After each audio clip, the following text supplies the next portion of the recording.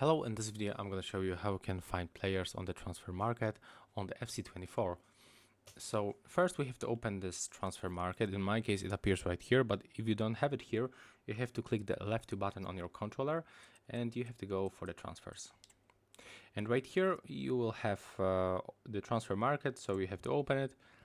And as you can see, we have got right here a lot of options, so it's really easy to find the player. You can pick the specific name. So if you are looking for Mbappe, you can just type 3 letters of his surname and you will have him right here. And right now we can just go and search. So you have to click triangle on your controller. And as you can see, in this case, he is not even available because probably nobody unpacked him. But we can definitely try with someone called Williams. Yeah, we can take a look for the Inaki Williams. And as you can see, Inaki Williams is available on the market, so we can get him.